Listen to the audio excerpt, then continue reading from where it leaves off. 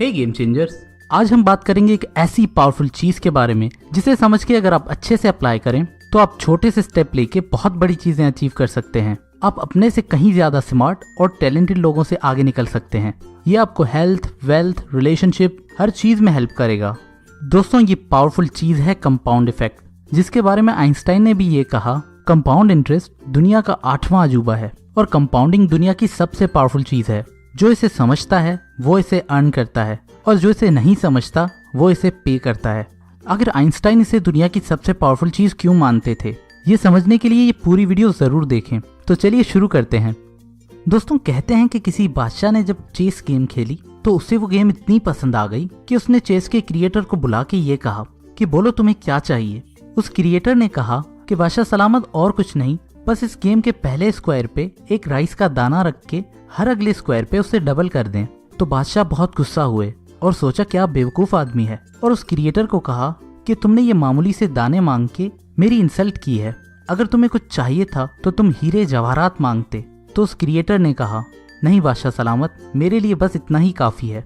तो उस बादशाह ने अपने सिपाहियों को ऑर्डर दिया कि चावल के ये दाने गिन के उसे दे दिए जाएं। कुछ दिनों बाद वो सिपाही दौड़ते हुए बादशाह के पास आए और कहा, बादशाह सलामत, वो बंदा कोई बेवकूफ नहीं बल्कि बहुत चालाक निकला। वो चावल के जितने दाने मांग रहा है उतने तो पूरी सल्तनत में नहीं है। ये सुन के सब बहुत हैरान हो गए और आप भी हैरान हो गए ना। तो आइए देखते हैं कि ये कैसे पॉसिबल है। चेस की गेम में टोटल 64 स्क्वायर्स होते हैं। तो पहले स्क्वायर पे एक दाना जिसे हर अगले स्क्वायर पे डबल करना है, दूसरे पे 2, थर्ड पे हुए 4 दाने, फोर्थ पे हुए 8 दाने और 5 पे सिर्फ 16 दाने। इसी तरह हम अगर 64th और लास्ट स्क्वायर पे आए तो ये बनेंगे राइस के इतने दाने, जो मुझे तो बोलना भी नहीं आते। लेकिन अगर इसका वेट मेजर करें तो वो बनेगा 461 बिलियन मेट्रिक टन, जिसकी आज की प्राइस पे वैल्यू बनती है $300 ट्रिलियन। यानी इस पूरे प्लेनेट अर्थ पे जितनी वेल्थ है उतनी। तो अब समझ आया आपको कि वो बंदा कोई बेवकूफ नहीं था बल्कि बहुत ही इंटेलिजेंट था, जो कंपाउंडिंग के पावर को सही से समझता था। वो सिर्फ कुछ चावल के दाने नहीं बल्कि दुनिया की पूरी वेल्थ मांग रहा था। बेसिकली कंपाउंड इफेक्ट, जिसे हम डोमिनो इफेक्ट और स्नोबॉल इफेक्ट के नाम से भी जानते हैं, ये बेसिकली एक ऐसा प्रोसेस है जिससे आप अपने कमाए हुए रिटर्न पे भी और रिटर्न कमा सकते हैं, जिसका इम्पैक्ट आगे और बढ़ता जाता है। ये वैसा ही है कि आपके किसी चीज के बच्चे हों और उसके बच्चों के बच्चे भी होते जाएं और ओवर टाइम मिलके ये एक बहुत बड़ा इफेक्ट बन जाए। चलिए इसे समझने के लिए एक और इंटरेस्टिंग गेम खेलते हैं। अगर मैं आपको 2 ऑप्शन दूं कि या आप 30 लाख रुपए आज ले लें या फिर 1 रुपया जो अगले 31 डेज तक डबल होगा, तो आप क्या चूज करेंगे? मान लीजिए अगर आप वो 30 लाख वाला ऑप्शन चूज करते हैं और आपका दोस्त वो 1 रुपये वाला। 5 डेज बाद आपके दोस्त के पास है सिर्फ 16 रुपए और आपके पास 30 लाख रुपए। आप अपनी नई चमचमाती गाड़ी लेके आते हैं। आपका दोस्त आपको देख के उदास होता रहता है और आसपास के लोग उसे ताना मारते हैं कि अबे बेवकूफ, तुम भी वो पहला ऑप्शन चूज करते, तुम्हारे पास भी 30 लाख रुपए होते। डे 20 पे जब बाकी सिर्फ 11 दिन रह गए हैं, आपके दोस्त के पास हैं 5243 रुपीज। आपका दोस्त सोचता है इतना सेक्रीफाइस करने के बाद, इतना सब्र करने के बाद फिर भी उसके पास सिर्फ 5000 रुपए हैं और आपके पास वही 30 लाख रुपए। आप अपने डिसीजन पे बहुत प्राउड फील कर रहे हैं, लेकिन थोड़ा सा कम फैलिए, क्योंकि डे 29 पे वो मैजिक रुपया बन गया है 27 लाख रुपीज। लेकिन असल जादू होता है डे 31 पे, जब वो 1 रुपया बन जाता है 1,07,00,000 रुपए से भी ज्यादा, यानी आपके 30 लाख से 3 गुना ज्यादा। और अब सारे लोग आपको दुनिया का सबसे बेवकूफ इंसान समझेंगे। जी हाँ दोस्तों, ये है कंपाउंडिंग का पावर, जिसे आपके दोस्त ने तो यूज किया लेकिन आप नहीं यूज कर पाए। कंपाउंडिंग स्लोली ओवर टाइम एक बहुत बड़ा इम्पैक्ट क्रिएट करती है।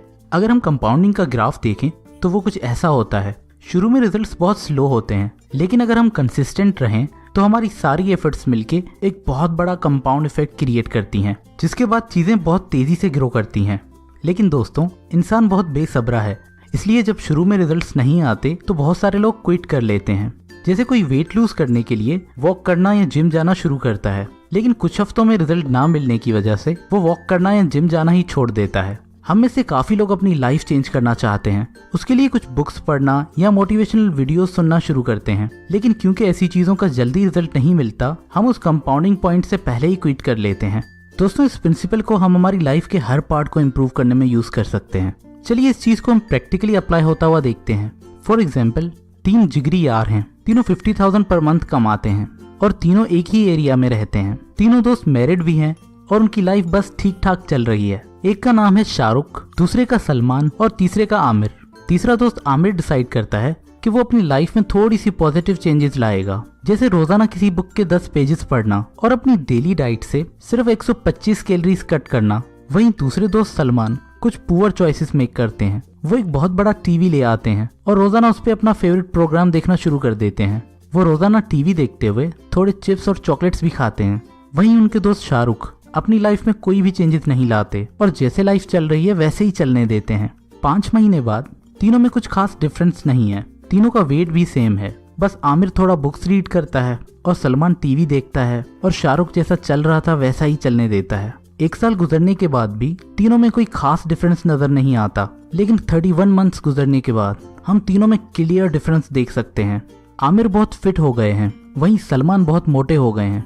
आमिर ने हर रोज 125 कैलोरीज कम करके 33 पाउंड वेट कम कर लिया है।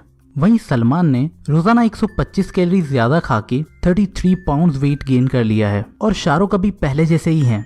लेकिन दोस्तों असल डिफरेंस तो बॉडी में नहीं बल्कि उनके ब्रेन में आया है, जहां आमिर अब तक 1000 घंटे बुक रीडिंग और सेल्फ इम्प्रूवमेंट की चीजें सुन चुके हैं और उसी नॉलेज को अप्लाई करके उन्हें एक प्रमोशन भी मिल गया है और उनकी सैलरी भी बढ़ गई है। वहीं सलमान अपनी जॉब से नाखुश हैं और उनकी अपनी बीवी से भी अनबन हो गई है और शाहरुख अभी भी सिर्फ 50,000 ही कमा रहे हैं। तो दोस्तों देखा कैसी चीजें ओवर टाइम कंपाउंड होके इतना बड़ा डिफरेंस क्रिएट कर सकती हैं।